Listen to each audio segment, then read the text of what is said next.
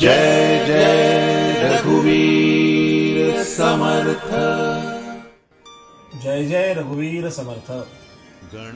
टिळकनगर सार्वजनिक गणेशोत्सवाला 75 वर्ष पूर्ण होत आहेत हे एव्हाना तुम्हाला कळलं असेल आणि खूप आनंदाची गोष्ट आहे की एखाद्या गणेशोत्सवाला 75 वर्ष पूर्ण होणं यात सगळ्यात महत्त्वाचं ते म्हणजे त्यातलं सातत्य आणि सगळ्यात आनंदाची गोष्ट आलेख चढताय। दरवर्षी त्यांचा आलेख चढताच चालला। काय झालं की या टिळकनगर गणेशोत्सवाचा मला प्रत्यक्ष अनुभव आला, कारण त्यांचा एक उपक्रम असतो मकरोत्सव। त्यात माझं कॉर्पोरेट कीर्तन त्याने आयोजित केलं होतं। मनाच्या श्लोकांच्या पुस्तकाचं प्रकाशन सोहळाही त्यात झाला आणि त्यावेळेला माझं निरीक्षण असं झालं की या गणेशोत्सवामध्ये तरुण खूप आहेत आणि या तरुण कार्यकर्त्यांचं संघटन छान आहे। कुठलाही उत्सव 75 वर्ष जेव्हा टिकतो तेव्हा गणपती बाप्पाची कृपा तर असावीच लागते, पण त्याच बरोबरीने असावं लागतं ते कार्यकर्त्यांचं संघटन।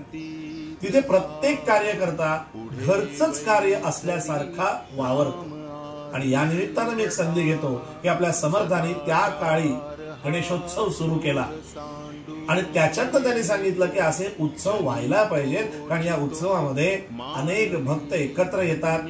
त्या निमित्ताने त्यांची सुखदुःख शेअर केली जातात, भक्ती वाढत जाते आणि त्याच बरोबरीने आपल्या संस्कृतीचं जतनही होतं। तेव्हा अशा या छानशा टिळकनगरच्या गणेशोत्सवातल्या 75 वर्ष पूर्ण होत आहेत, त्या निमित्ताने मी तिथल्या सगळ्या कार्यकर्त्यांचं अभिनंदन करतो आणि तुमचं सगळ्यांचं मनापासून कौतुकही करतो आणि तुमच्या इथल्या ज्येष्ठ कार्यकर्त्यांचं अभिनंदन करतो, कारण वेळेत त्यांनी तरुणांना संधी दिली। ही फार महत्वाची गोष्ट आहे।